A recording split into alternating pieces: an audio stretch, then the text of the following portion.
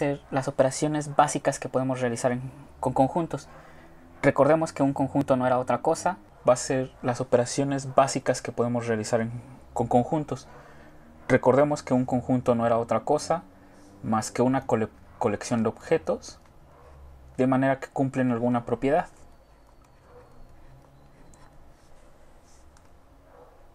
Con esto vimos que la principal característica y la que siempre debemos de tener en cuenta de los conjuntos es que un conjunto X nunca puede pertenecer a sí mismo. Esto es lo que trata de evitar la axiomatización de Zermelo y Franka, evitar este tipo de paradojas y que haya conjuntos muy grandes. Entonces, en base a recordar lo que tenemos, lo que es un conjunto, vamos a ver operaciones básicas como son la unión, la intersección,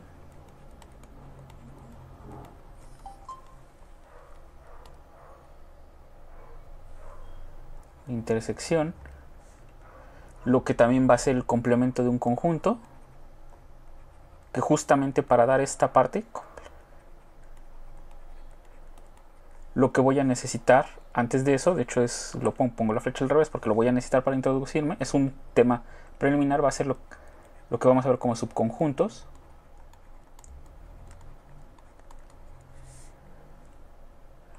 Y en base a este también me voy a desviar un poco a definir lo que es el conjunto potencia.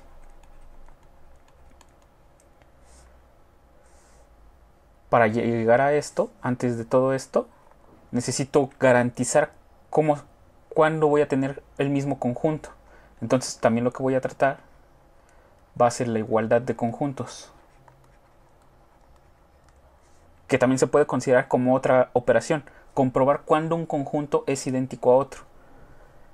Puede no parecer tan trivial, puede parecer trivial, pero veremos no en este, sino más adelante, que cuando yo trato de pasar algo que para nosotros parece muy cuerdo, muy lógico, cuando lo llevamos, por ejemplo, al mundo de la computación, las cosas ya no se comportan tan bien. Tendremos que adaptarlo para que sea idéntico a lo que nosotros hacemos normalmente. Entonces, por eso aquí la igualdad todavía nos puede llevar a otro caso que veremos más adelante. Entonces, tenemos la unión, la intersección, el complemento.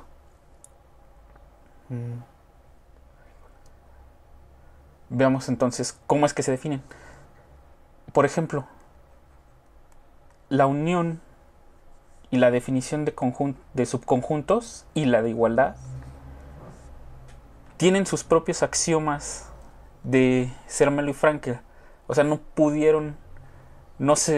base a otros axiomas no se pudieron demostrar estos o dar una equivalencia. Entonces necesitaron agregarse a la teoría. Vamos a ver justamente, de hecho casi se me olvida, también el conjunto potencia es otro axioma de Zermelo y Franka. Entonces estos cuatro axiomas dan, por ejemplo, bueno, no estos cuatro precisamente, pero a diferencia de esos, lo que es la intersección y el complemento se pueden obtener en base a otros axiomas que vamos a ver.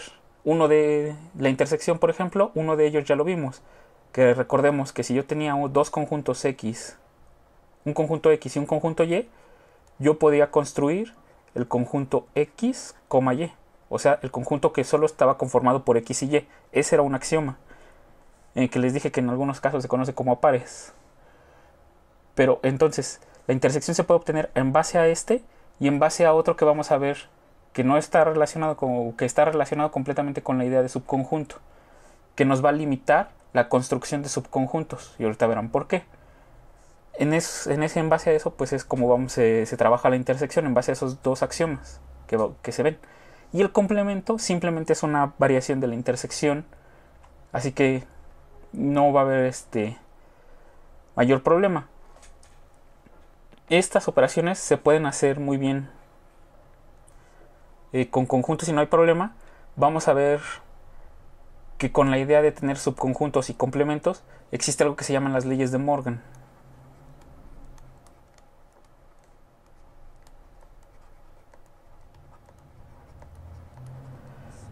Que dan la base de cómo se comporta la unión de complementos y la intersección de complementos sobre un sobre cualquier conjunto más grande. Ya lo entenderemos un poco más adelante. Entonces esto nomás es mera presentación de lo que vamos a ver. Y partimos entonces desde la unión. Desde la unión. El axioma como tal de Zermelo y Fraenkel lo que nos dice es, si yo lo escribo, lo que nos dice el axioma tal cual es que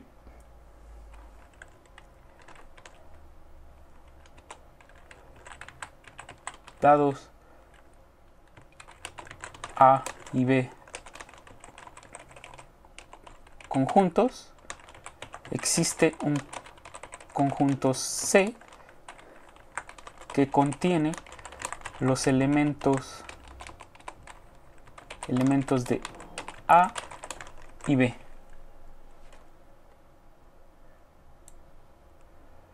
Este es lo que nos garantiza el axioma de Zermelo y Fraenkel, que siempre vamos a poder construir un tercer conjunto que contenga los elementos de A y B. Ya traducido a lo que nos interesa en matemáticas, se queda de la siguiente manera. Definición. Ya aquí voy a escribirlo un poco a mano porque pues necesito ya utilizar un poco más de simbología, que lamentablemente no todos los teclados lo traen. Tendría que estarlo escribiendo en LaTeX y luego compilarlo, y tal vez no les daría tiempo de observarlo. Entonces lo escribo así.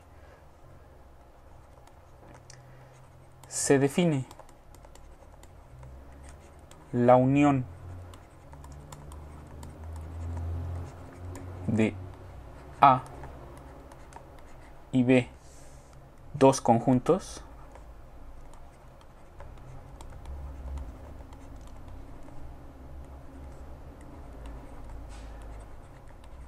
como el conjunto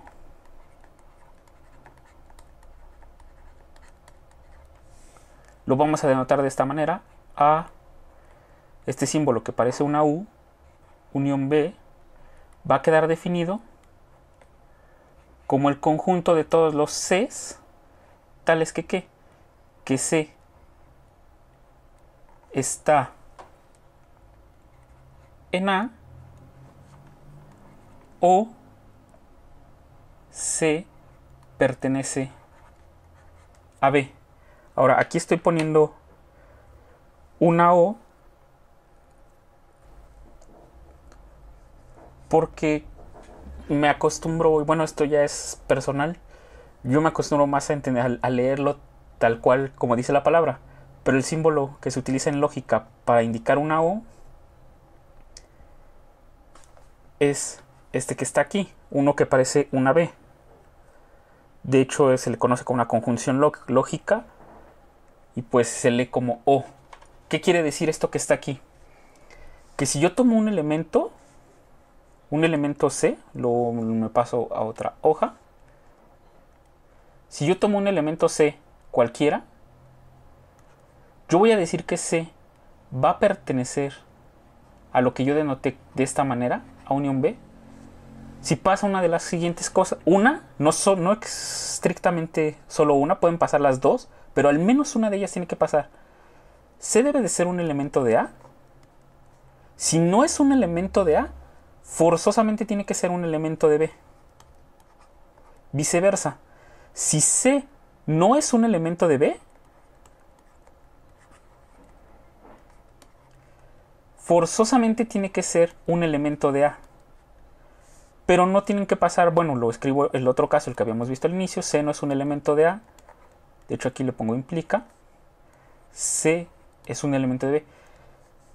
Tiene que pasar alguna de estas dos, pero también puede darse el caso de que C esté en A y a su vez C pertenezca a B. Esta tercera puede ser omitida con lo que se conoce como un O exclusivo en lógica. Un O exclusivo no permite que pase esta tercera, que esté en los dos a la vez. En lógica, pues esas son operaciones distintas. Cuando estamos viendo simbología, pues realmente por eso tampoco es que me gusta utilizar mucho este símbolo. No hay una forma real de escribir este símbolo, de especificar si es exclusivo o no. Pero con las palabras por lo regular lo que se hace, sobre todo en español, es que se pone un acento. En inglés se le pone una X. Y con eso distinguimos. Si encuentro un acento en la O, quiere decir que estoy excluyendo la tercera posibilidad de que el elemento esté en los dos. Cuando veo una X en inglés, pues estoy excluyendo igual la misma posibilidad. Pero entonces esta es la unión. Vamos a ver unos ejemplos. Si yo tengo A igual al conjunto 1, 2, 3 y B al conjunto formado por 2 y 4, yo puedo conformar la unión A unión B va a ser igual, y aquí van a ver otra cosa, voy a ver otro axioma que me lleva a lo de igualdad. Van a ser estos elementos 1, 2, 2, 3 y 4. La definición me dice que un elemento está aquí en la unión si está en alguno de estos dos. Aquí tengo el 1, pertenece a A. El 2 pertenece a A o B. El siguiente 2 es el 2 de A o el 2 de B. El siguiente es el 3, pertenece al A. Hasta ahorita está correcta nuestra definición. El 4 pertenece al B. No hay complicación en nuestra definición. Entonces, ¿qué es el detalle aquí con estos conjuntos? Pues ahorita veremos.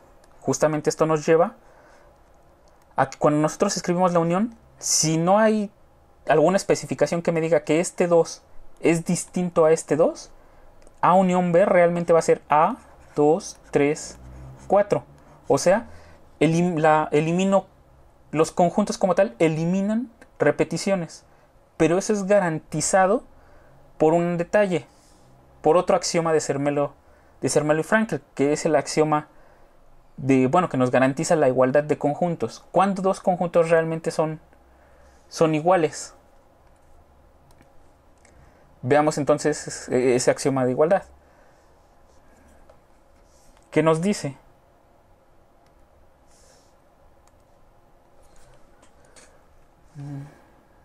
Déjenme extender esto un poco. Un conjunto A es igual a un conjunto B solamente cuando los elementos de A pertenecen a B y los elementos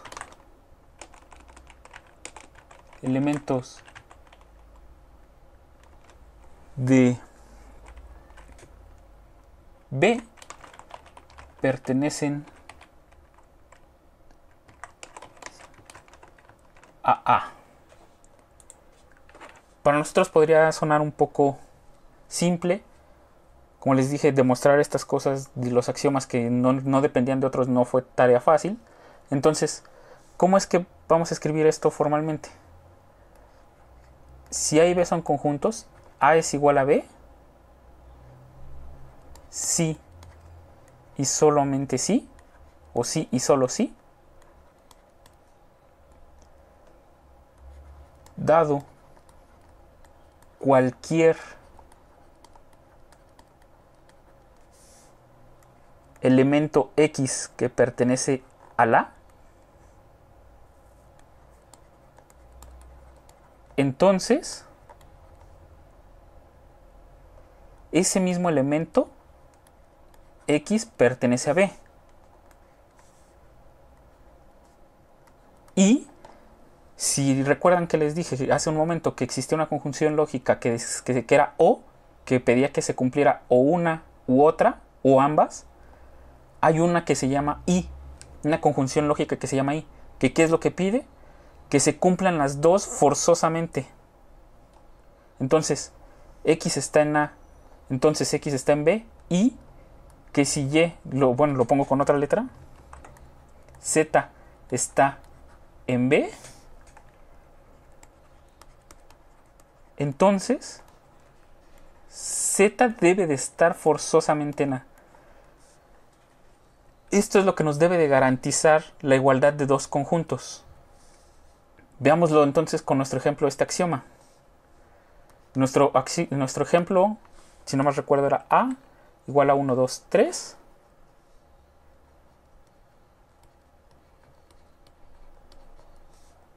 B era igual a 2 y 4.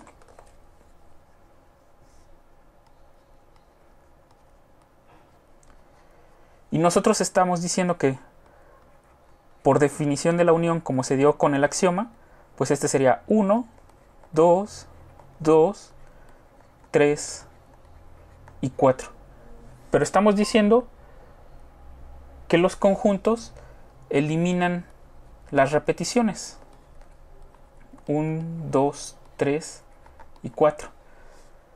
Según el axioma, tenemos que ver que para que esto, si a este le llamamos C, si queremos ver que A unión B sea igual a C, tendríamos que comprobar uno a uno que los elementos de C pertenezcan a A unión B y viceversa, que los elementos de A unión B pertenezcan a C. Por ejemplo, lo voy a hacer de manera manual, o sea, de uno por uno. Realmente esta no es la técnica que se utiliza para demostrar la igualdad de conjuntos, pero como en este caso tenemos que estar viendo los axiomas realmente bien, como operaciones, pues hay que justificarlas bien. El 1 pertenece a este, el 1 pertenece a este, entonces sí comprueban. Yo nunca dije que este 2 tuviera alguna diferencia con este 2, o sea, son el mismo 2. Si yo selecciono el 2 del C, pues lo puedo asignar a este o a este, a cualquiera de los dos que hay en la unión, y viceversa. Si yo tomo cualquiera de los dos, pues solo me queda una correspondencia con 2, porque no hay algo que me diga, ese 2 no es el que corresponde a C. Se da por entendido que son el mismo elemento. Entonces aquí no hay problema a pesar de que haya 2. El 3 le corresponde con el 3 y el 4 le corresponde con el 4. Entonces, como pueden ver, pues se cumple el axioma que nosotros queremos. Este nos garantiza justamente evitar estas situaciones. Poder eliminar pues repeticiones, el axioma de igualdad. No es uno de los más importantes, pues es con los que vamos a comprobar después, constantemente cuando dos conjuntos pues son iguales, va a bastar con que demostremos que los elementos de uno están contenidos en el otro, que ya con subconjuntos es más simple. Entonces, esperando aquí que les haya quedado claro cómo funciona la unión, pues por ejemplo veamos otra situación. A igual a B. Aquí, por ejemplo, si yo diferenciara las B's con los colores, A, B, C, y BCA al A, B, W, resultaría que la unión de A y de B, pues ¿quién sería? Sería el A. Hay dos A's entre los dos, pero pues como no estoy diciendo que sean diferentes, solo va a haber uno. Hay dos B's amarillas, pero como no estoy diciendo que sean diferentes, es A unión B. Hay una B roja, que esta sí estoy diciendo que es diferente a la B anterior, por tanto la estoy considerando. Y hay un W. Entonces, esta es la unión de conjuntos. Es una operación simple, por eso su complicación al tratar de axiomatizarla, porque pues se hace de manera usual.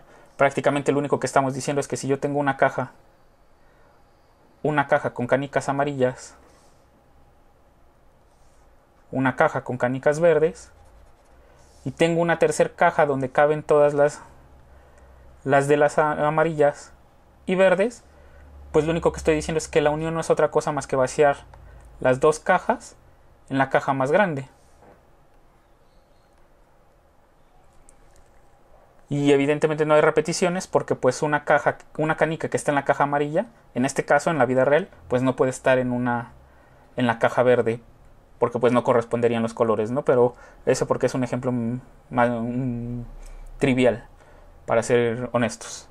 Pero se da una idea de lo que es la unión de conjuntos. Este sí, como ya vimos, sí se axiomatizó. La igualdad de conjuntos se axiomatizó. La siguiente operación que vamos a ver, que es la intersección, no está axiomatizada porque se puede obtener a partir del axioma de pares o junto, perdón, con un axioma que vamos a ver que se cumple en los subconjuntos. Entonces, la siguiente operación que vamos a ver es la intersección.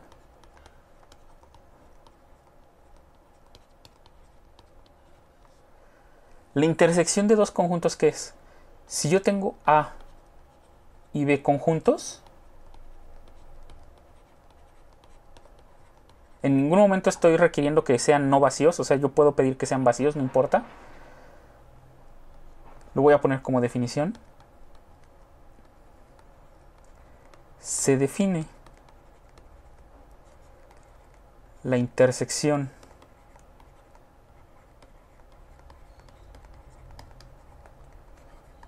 de A y B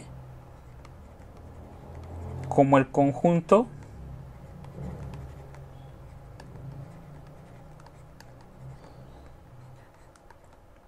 A intersección B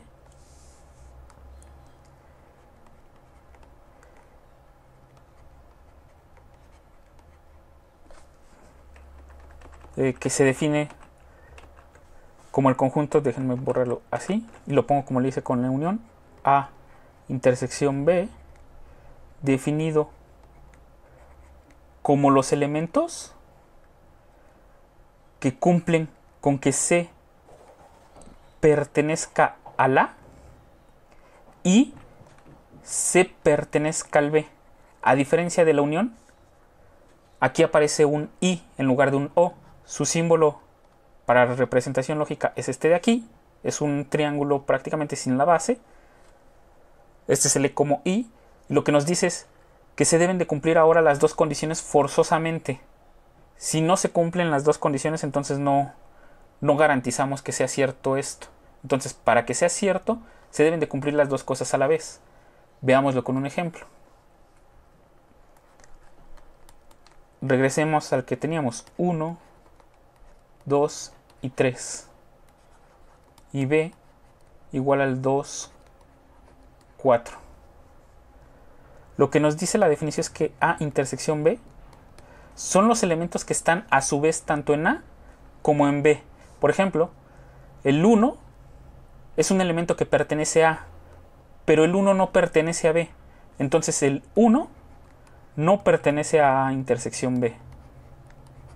Porque si lo vemos aquí, aquí está el 1, pero pues acá no está, aquí no está, aquí no está. O sea, no tenemos al 1. El 2, por otra parte, está en A y sí, también pertenece a B. Entonces el 2 sí pertenece a la intersección. Al igual que con el 1, el 3 está en A, pero no está en B. Por tanto, el 3 no pertenece a intersección B. Ahora vamos con el caso de los B. Ya analizamos el 2. Ya vimos que los conjuntos eliminan repeticiones, entonces ya no hay necesidad de volverlo a escribir. Entonces el 2 aquí ya lo tengo colocado. Y me paso al siguiente, el 4. El 4 pertenece a B, pero no pertenece a A. Por tanto, el 4 no está en A intersección B. Aquí pongo la razón por la que pasa esto. 1 está en A, pero 1 no está en B. La razón por la que pasa esto es que 3 está en A, pero 3 no pertenece a B. Y por último, 4 está en B, pero 4 no está en A. Otra operación simple. Y les digo, esta no está axiomatizada como tal porque se puede obtener posteriormente. Ya conocemos dos operaciones fundamentales de conjuntos, la unión y la intersección. Las podemos ver en símbolos si quieren, si es que en el video o si es que la calidad de mi letra no les agrada, pues entonces vamos a verlo. Vamos a poner de esta manera la unión queda descrita de la siguiente manera. Bueno, si yo pongo sean A y B dos conjuntos, la unión quiere decir lo siguiente: X pertenece a A unión B si y solo si, que esto en símbolos de hecho lo puedo escribir de la siguiente manera.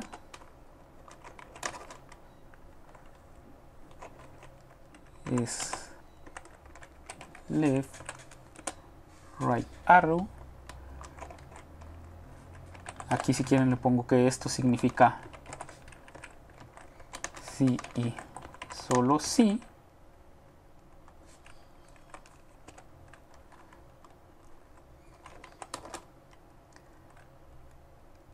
X está en A unión B, sí y solo sí.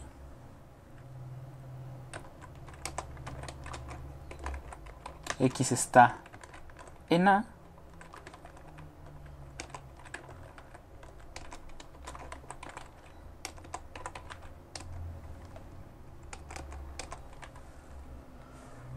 Déjenme recordar aquí cómo es el símbolo de O. Como les digo, casi no lo ocupo.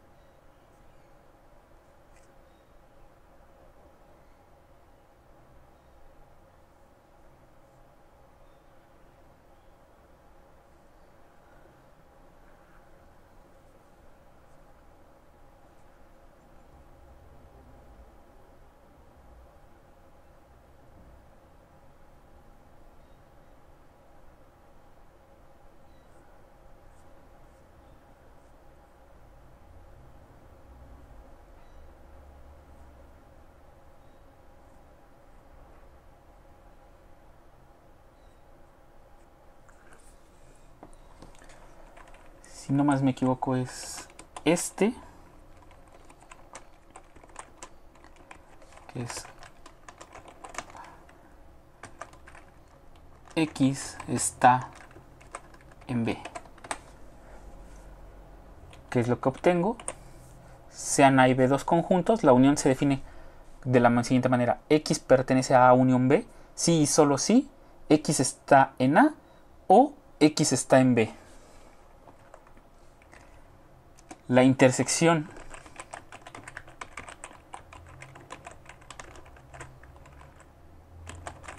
X está en A intersectado con B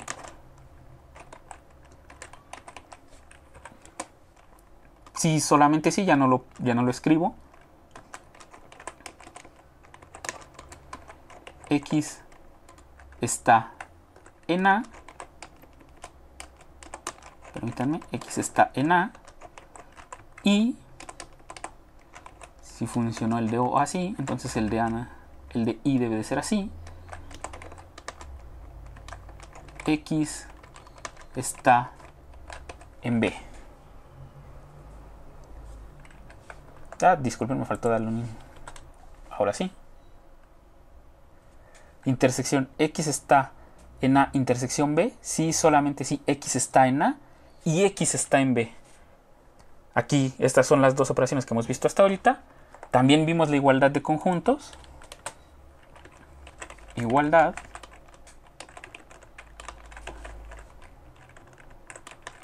A es igual a B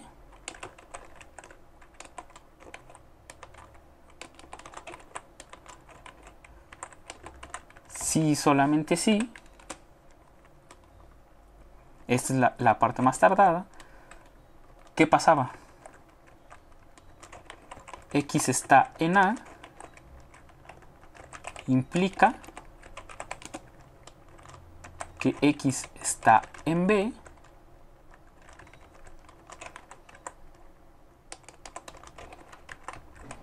y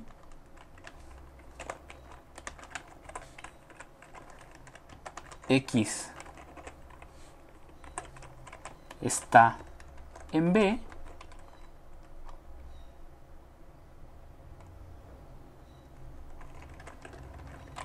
implica que X está en A.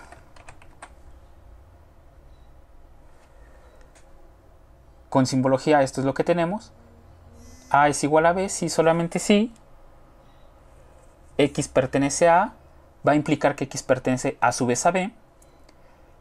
Y que si X pertenece a B, entonces X también tiene que pertenecer a A. Esta la vamos a ver más simplificada ahorita que veamos lo que son subconjuntos. Entonces hasta aquí ya tenemos al menos 3 operaciones que podemos hacer sobre conjuntos. La igualdad, la unión y la intersección. Sí, la igualdad se puede considerar una operación porque estamos comparando dos conjuntos. Es una operación de comparación. Entonces, y esto va a ser muy importante que lo sepan, que también las comparaciones son operaciones porque las vamos a ocupar más adelante cuando hablemos de combinaciones, de combinatoria. Entonces ya tenemos estas 3 operaciones. Ahora, ¿qué vamos a hacer? Vamos a definir lo que es un subconjunto, lo que son los subconjuntos.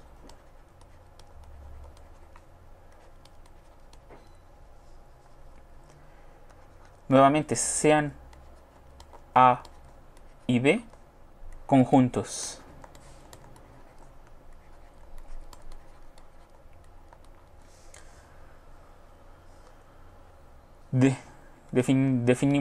Vamos a definir un subconjunto. Se dice que B es subconjunto. Aquí ya no me ocupo, denme un segundo. Subconjunto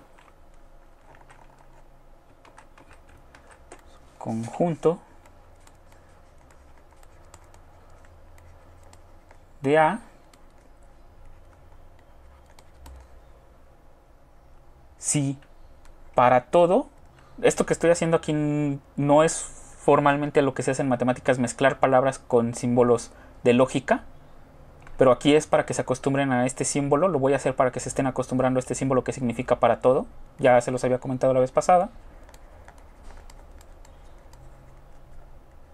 Si para todo elemento X en B implica, ahora aquí lo hice al revés, el símbolo de implicación es este de aquí, implica que X es un elemento de A. A diferencia de la igualdad, donde se cumplían las dos, en hablar de subconjuntos, solo pedimos que se cumpla una de ellas respecto a lo que estemos diciendo. En este caso, B subconjunto de A. Si dijéramos a la inversa A subconjunto de B, sería para todo X en A, implicaría que X está en B. Vamos a verlo aquí, por ejemplo, con un ejemplo. A es igual al 1, 2, 3. B es igual al 2 y al 4. Queremos ver si B es un subconjunto de A. El 2 pertenece a B y también pertenece a A. Entonces, aparenta que sí podría ser un subconjunto. Pero, sorpresa, el 4 pertenece a B, pero no pertenece a A. Por tanto, el que B sea subconjunto de A no es cierto, pues tenemos un elemento que está en B, pero que no está en A. Entonces ya no son subconjuntos. Perdón, ya B no es subconjunto de A. ¿Qué pasa ahora si B es, por ejemplo, 1, 2? En este caso, el 1 sí pertenece a B y el 1 pertenece a A. El 2 pertenece a B y el 2 pertenece a A.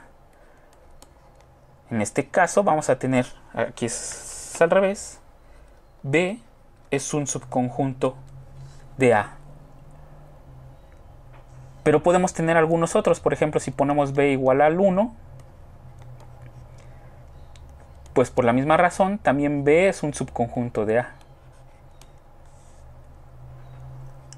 Podemos formar B igual al 3 y también B es un subconjunto de A. Como pueden ver, hay varios subconjuntos. Hay uno muy en particular. El vacío es un subconjunto de A. ¿Por qué? Pues porque de A yo puedo tomar el conjunto así, sin nada de elementos. Yo puedo tomar de A ese conjunto. Y entonces este va a ser el vacío. Este ya lo denotamos de esta manera. Y justamente ya cuando tenemos la idea de subconjunto ya está la demostración de por qué el subconjunto vacío es único. Porque ahorita voy a poner cuando dos conjuntos son iguales. Entonces a partir de subconjuntos y ya es inmediato. Porque es único. Mejor termino con esto primero. Entonces el vacío también es un subconjunto de A. El vacío también va a ser un subconjunto de B. Si quieren los ponemos por ahorita, que no hemos demostrado que es único. Los denotamos de esta manera. Porque no puedo tomar este subconjunto en B, el que no tiene ningún elemento. Entonces también es un subconjunto de B. Aquí espero que no se enreden. Ahora, ¿por qué hay un axioma de Zermelo y Fraenkel para hablar de subconjuntos? Porque no, si ustedes recuerdan, yo les hablé de este conjunto. Los A's, tales que A es igual a A. Este le dijimos que era universo, pero que que conducía a muchas paradojas. Una de ellas es justamente esta. Si yo tengo cualquier conjunto A que sea igual al que teníamos por ejemplo aquí, A, 2 y 3, pues yo puedo decir que si le llamo U también debería de ser un subconjunto de A, si no le pongo restricciones, porque pues todos los elementos son iguales a ellos. Pero si se dan cuenta, este es mucho más grande que A. Y esa es una de las paradojas o de las situaciones que se resuelven con los axiomas de Zermelo y Fraenkel.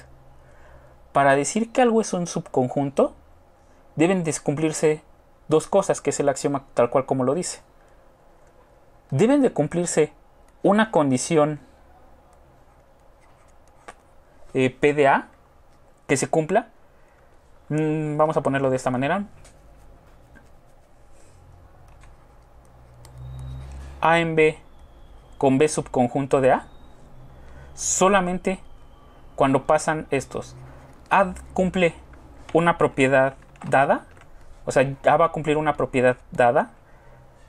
Por ejemplo, en nuestro caso, que sean colores, que sea un número, que sea alguno de estos tres números. Y a su vez, el A mismo debe de ser un elemento del conjunto más grande.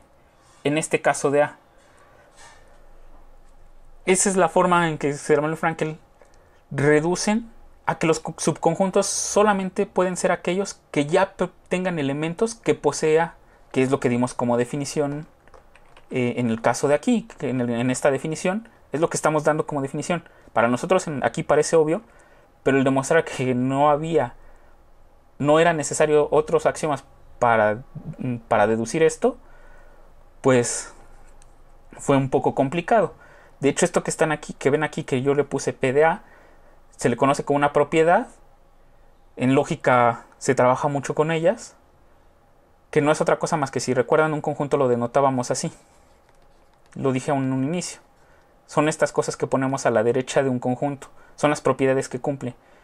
Entonces, esta propiedad debe de estar dada en base a que sean elementos de A. Por eso es que no había problema. Por eso es que había mucho problema, con el conjunto universo.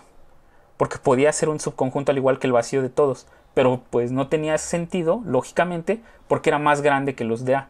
Y buscamos subconjuntos más pequeños. Este es otro axioma de Zermelo y Fraenkel. Me parece, bueno, lleva el nombre de un axioma es un axioma de eficiencia, porque reduce trabajar con esto. Evita trabajar con cosas como esta. Y ahora sí podemos tomar subconjuntos más pequeños de cualquier conjunto. Igual suena un poco enredado, pero pues es lo que nos justifica que nosotros podamos tomar subconjuntos más pequeños que conjuntos, que nosotros podamos garantizar que los subconjuntos hasta cierto punto, porque vamos a ver ejemplos donde pues aparentan ser más pequeños pero realmente no lo son, son del mismo tamaño, pero en general, para casos simples como los que tenemos aquí del 1, 2, 3, pues sí se entienda la noción de que un subconjunto es algo más pequeño que el conjunto grande. Entonces aquí igual espero que sí les quede claro.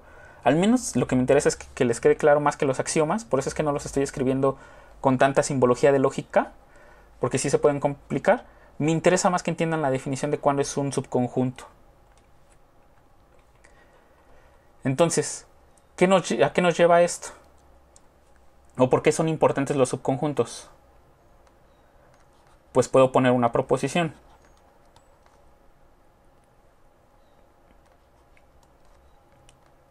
A es igual a B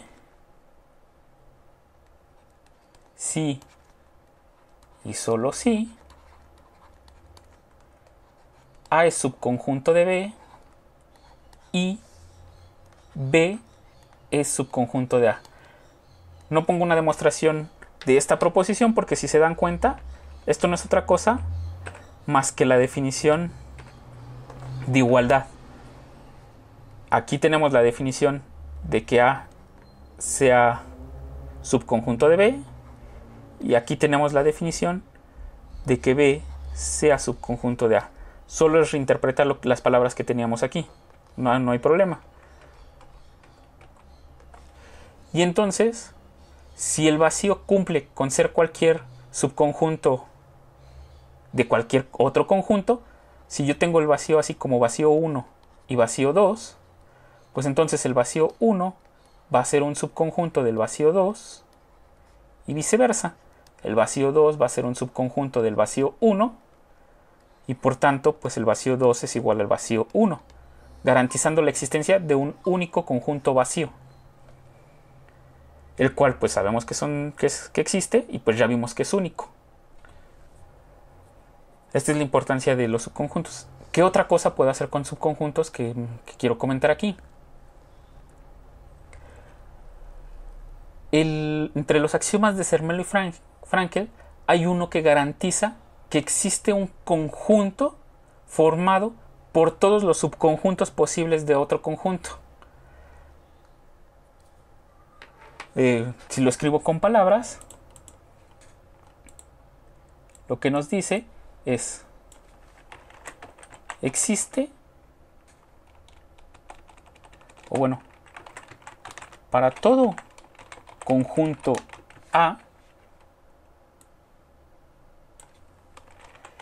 existe un conjunto B formado por todos los subconjuntos de A.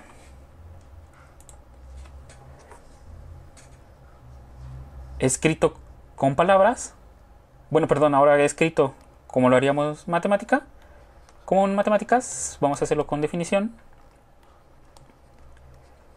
Se define el conjunto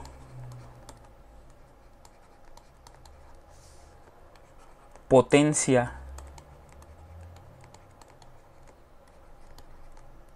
de A como, a mí me gusta denotarlo de esta manera, un 2 con el conjunto que estoy haciendo referencia, aquel que está conformado por todos los subconjuntos de A. Otra anotación que van a encontrar mucho en los libros es poner una P de A, pero como no quiero que se confunda con lo que vimos de propiedades y cosas así, o con permutaciones, que es lo que vamos a ver más adelante cuando estemos en combinatoria, pues entonces prefiero mejor utilizar este símbolo 2 de A, que pues bueno, realmente también lleva una historia casi que algunos autores utilicen esta notación de 2 de A, porque 2 es la base para elevar a una potencia más simple, y más aún en informática la base para trabajar siempre es 2. Recuerden que en computación se trabaja con ceros y 1. Por eso es que me gusta a mí más utilizar esta notación, que es 2 elevado a la. Así es como se define el conjunto potencia. Vamos a ver, por ejemplo, con nuestro conjunto A, que era el 1, 2, 3. ¿Cuál sería 2 a la? Empecemos primero por el subconjunto que todo elemento posee, que todo conjunto posee, el vacío. Va a ser un elemento siempre del conjunto potencia. Luego, pues por comodidad voy a escoger todos aquellos que solo tienen un elemento. No siempre se hace así, puede hacerse dependiendo de la técnica que se construya, pero en mi caso pues vamos a hacerlo ordenadamente. Ya tengo todos los subconjuntos que poseen un solo elemento. Ahora me faltan los conjuntos que tienen dos elementos. Por ejemplo, ya vimos por ejemplo que este 2, 1 tiene que ser igual a este de aquí y este igual así. Por tanto, ese último que puse de 2, 1, pues ya no tengo que volverlo a escribir. Y entonces sería el 1, 3 y el 2, 3. Y hasta aquí uno podría decir, oh, ya acabé. Ah, pero sorpresa, nos falta uno más. Porque la definición de subconjunto no me restringe a que el mismo conjunto no pueda ser un subconjunto de él. Lo único que me pide es que los elementos del A pertenezcan al A. ¿Qué quiero decir? Pues cualquier elemento de A pertenece igual al A, por definición de que lo hago. Entonces A es un subconjunto mismo de sí. Es un subconjunto, no un elemento. Nótese que es muy diferente de poner esto así como lo estoy poniendo. A pertenezca aquí. A subconjunto de A. A decir que A es un elemento de A. Esto es lo incorrecto. Esto que está aquí es lo correcto. Estoy hablando de subconjuntos y de pertenencia, pero a otro conjunto diferente. De hecho aquí, sin hablar todavía de cardinalidades o cosas así, que lo vamos a ver más adelante, pueden contar cuántos elementos tiene el conjunto A. 1, 2 y 3. Prácticamente así los conté. ¿Y cuántos elementos contiene 2 a la A? 1, 2, 3, 4, 5, 6, 7 y 8 elementos.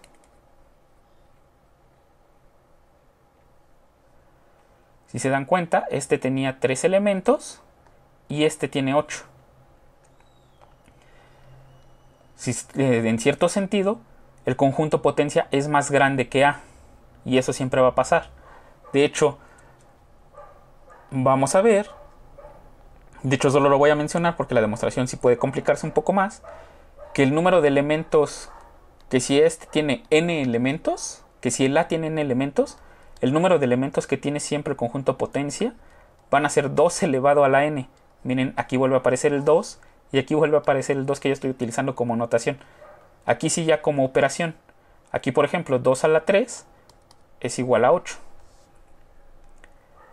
Entonces, como pueden ver, aquí ya se justifica también el por qué aquí es pertenencia, pues es un conjunto más grande, y aquí se utiliza el símbolo de subconjuntos. Siempre hay que tener eso en mente cuando se habla de cada cosa. Y entonces ya vimos otro axioma de Zermelo y Franka. ¿Qué otra operación puedo hacer gracias a subconjuntos? Entonces, vamos a tomar un conjunto X y A subconjunto de X.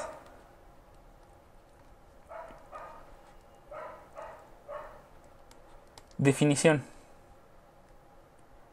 Se define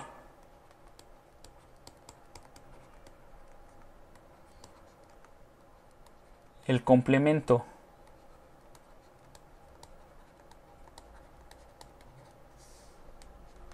de A, entre paréntesis, porque no muchas veces, no siempre se pone porque el contexto nos dice respecto a quién.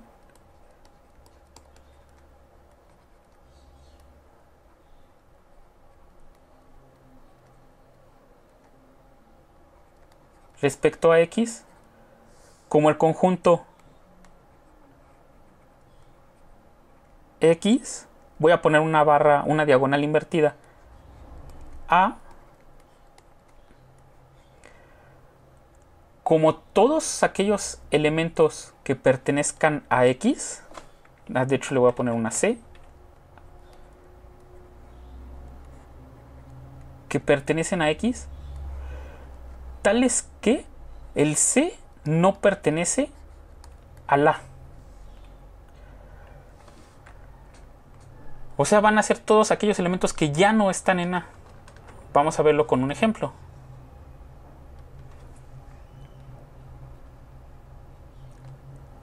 Si yo tomo X, ahora a X le voy a poner 1, 2 y 3, es nuestro conjunto como hemos trabajado, pero ahora lo vamos a trabajar y vamos a poner A igual al 2, 3. ¿Quién serían todos aquellos elementos del complemento? Aquí ya no es definición, aquí sí es igualdad. Pues van a ser todos aquellos elementos de X, las posibilidades pueden ser 1, 2 y 3, pero que no están en A. Por ejemplo, el 2 está en X, pero el 2 está en A. Entonces este ya no cumple la condición que nosotros queríamos. Lo mismo pasa con el 3. Está en X, pero no pertenece a la, pero pertenece a la. Entonces no cumple lo que queremos. El 1, por otra parte, pertenece a X y no está en A. Entonces el complemento es 1. Un detalle que debemos de tener en cuenta es que si yo tomo A intersectado con su complemento,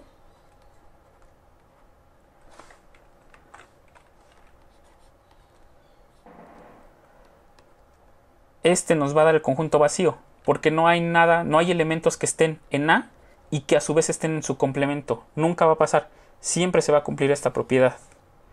A intersectado con su complemento va a ser el vacío siempre. Entonces aquí ya vimos cómo se da el complemento respecto. Otra notación que muchas veces se utiliza es esta de aquí, A a la C. A con una C en alguna de las esquinas. El detalle de por qué no me gusta tanto esta notación es porque no especifica con respecto a quién estamos tomando los complementos.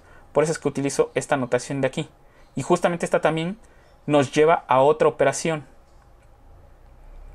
que es la diferencia de conjuntos.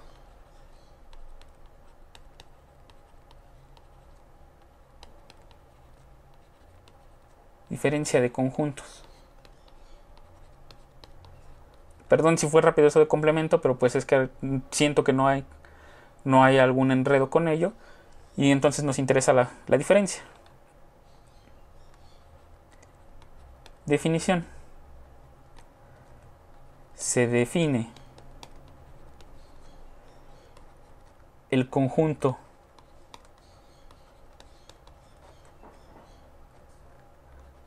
diferencia de A respecto a B. Resalto esta parte de respecto a B como A barra invertida B van a ser todos los elementos que pertenezcan a A tales que no pertenezcan a B. ¿Cómo es esto? Bueno, aquí lo dejo tantito para que lo contemplen. Son aquellos elementos que sí pertenecen a A, pero que no pertenecen a B. Entonces, si nosotros tomamos A, ahora sí como los teníamos antes, 1, 2 y 3, B era el 2, 4,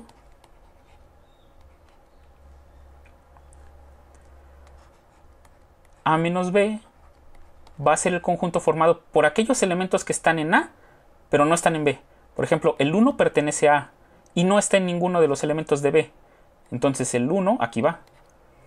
El 2 está en A, pero sorpresa, el A también está en B. Entonces el 2 no pertenece a A menos B. El 3 pertenece a A, pero afortunadamente, el 3 no está en B. Entonces el 3 va aquí. Y ya acabé, porque me interesaban los elementos que están en A y no están en B. ¿Qué pasa ahora si calculamos B menos A? Pues ahora van a ser todos los elementos, por definición este que está aquí, son todos los elementos que pertenecen a B, pero que no están en A. ¿Cuáles son? El 2, pues está en B, pero ya vimos que también está en A. Entonces ese no pertenece a esta de aquí. Pasa lo mismo. No está en B menos A.